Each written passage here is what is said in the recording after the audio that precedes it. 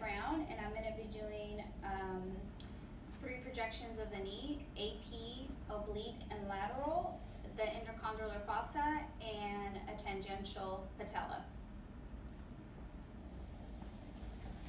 Hi, I'm Sylvia. Hello.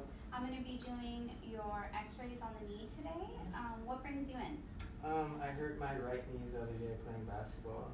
Okay, can I get your first and last name? Yeah, it's Joseph Rivera, Okay, and your date of birth? 129/93. Okay. And any possibility of you being pregnant? No. Okay. So I'm just going to have you go ahead and lay down here, face up.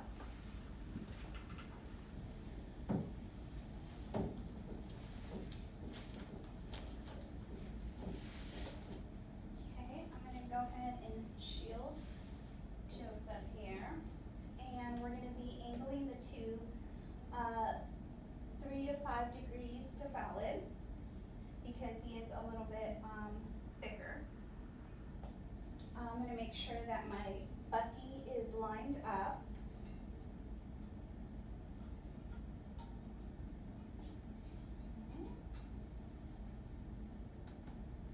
And my center ray is going to be entering at 1/2 inch below the patella.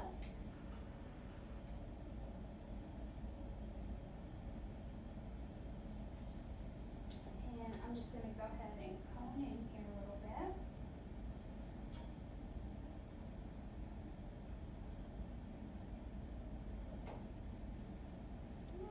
And the technique I'm going to be using is 70 at 10.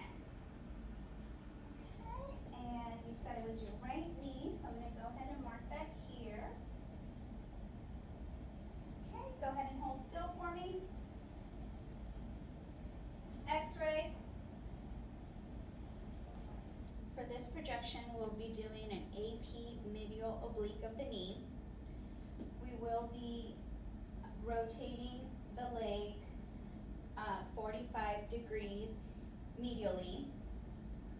So I'm just going to have you rotate your leg 45 degrees. I make sure that Joseph is shielded. We have a grid on the bucky and a distance of 40 on the tube, and I am angled 3 to 5 degrees cephalad. I want to make sure my tube and bucky are aligned here.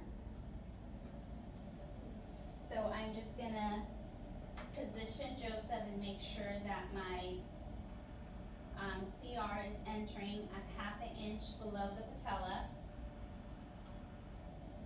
And I'm just going to go ahead and collimate here.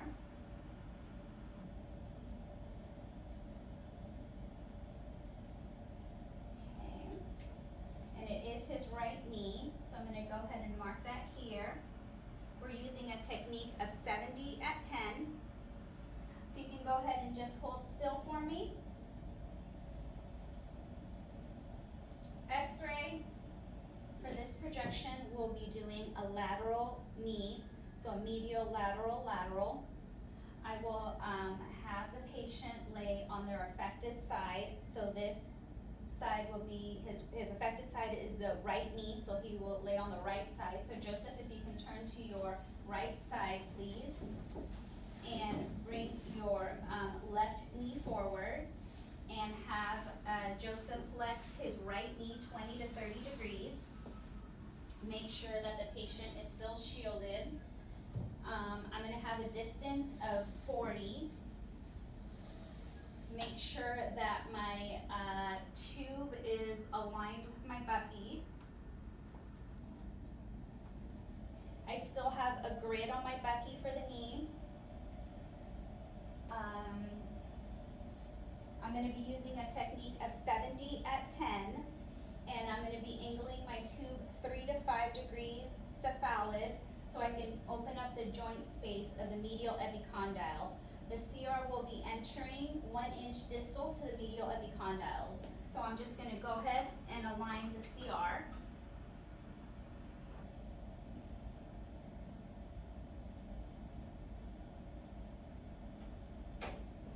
Okay, just going to go ahead and collimate here.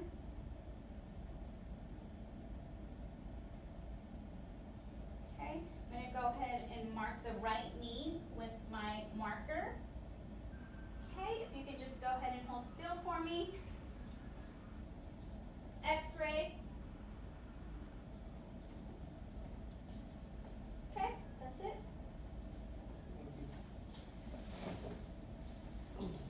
I'm going to be shooting a PA axial intercondylar fossa, also known as the Holmblad method.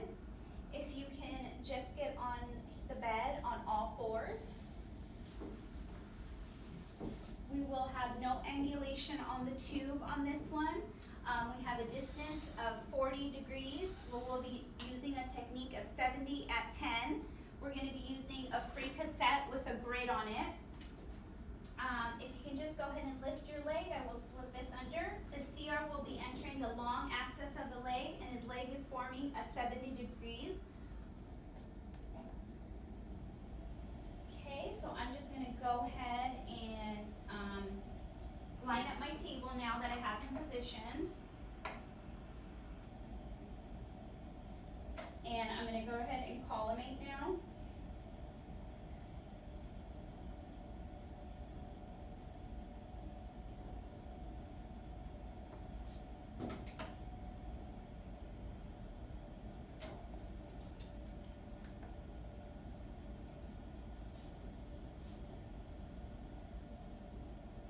Okay, I'm going to go ahead and mark his left knee.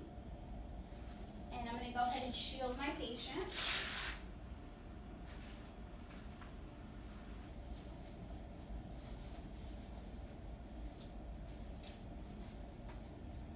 Okay, so if you can go ahead and hold still for me. X-ray.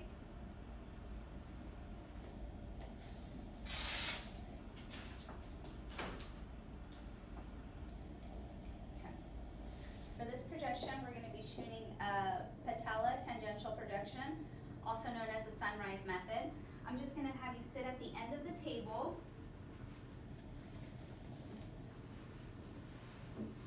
Okay. And it is your right knee, correct? Okay. So I'm going to go ahead and shield you. And I am going to need your help for this. If you can hold the cassette just right here for me, and I will adjust as needed. If you can keep this knee bent for me. So we want to make sure our distance is at 40, and it is. We're using a technique of 60 at 3. We want to angle the tube to match the angulation of his knee, so we're going to go ahead and check that now. Okay, so we want to go ahead and just bring that up a little bit. Okay, and we want to go ahead and collimate in just a bit. Okay, and we are using an 8x10 cassette with no grid. And the CR is entering at the patellofemoral joint because we want to go make sure that we get the patella. That's what we're looking at here. Okay, and I'm going to go ahead and step out of the room and take the x-ray. If you can face away from the light. X-ray. Thank you. Thank you, Sylvia. Here we have an AP left knee. We have the patella, the femur, the lateral epicondyle, the lateral tibial plateau, the lateral condyle, the intercondylar eminence, the tibia, the head of the fibula, and the fibula. This is an AP of the knee, and we want to look for the following criteria. No rotation of the knee, femoral epicondyle symmetrical and tibia intercondylar eminence centered, slight superimposition of the tibular head if the tibia is normal, and there is slight superimposition here. Patella completely superimposed on the femur, the tibia is superimposed here. Open femoral tibial joint space with interspaces of equal width on both sides of the knee is normal. We have an AP oblique projection with medial rotation. Here we have the patella. We have the medial femoral condyle. We have the lateral femoral condyle, the medial tibial plateau, the lateral tibial plateau, the medial tibial condyle, the lateral tibial condyle,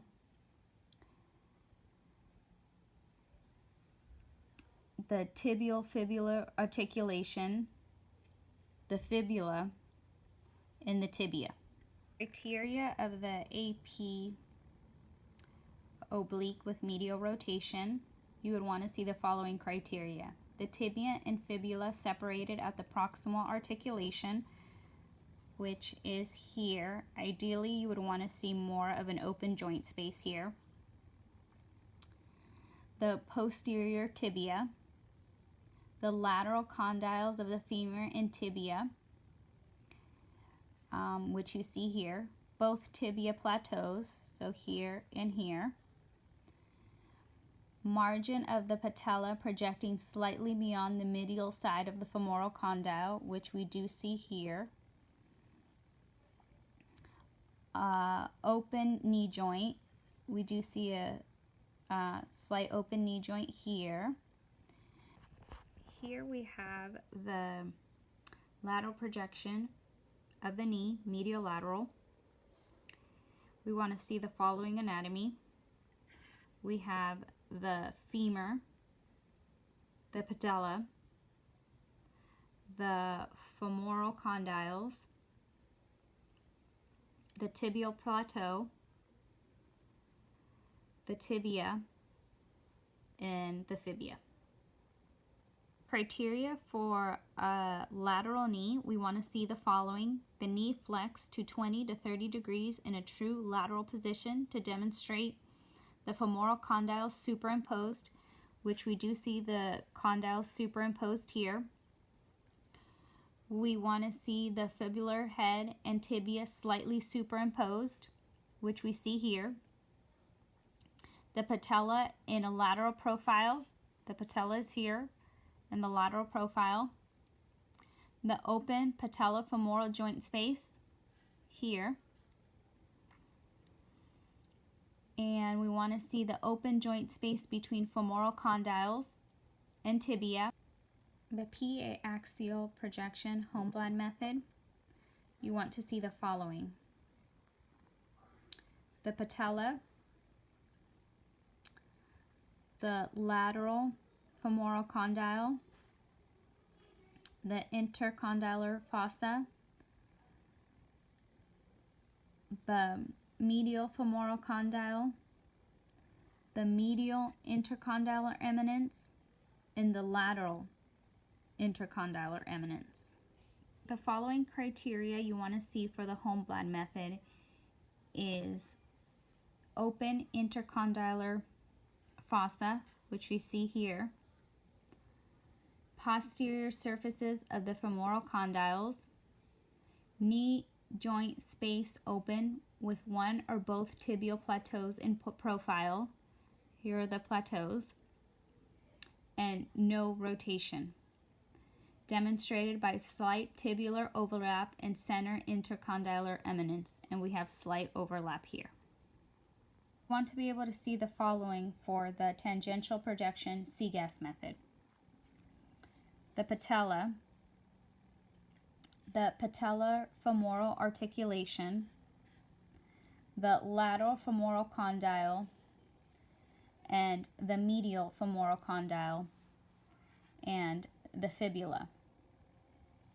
You want to have the patella in profile, the femoral condyles and intercondylar sulcus, open patellofemoral articulation, which is open here,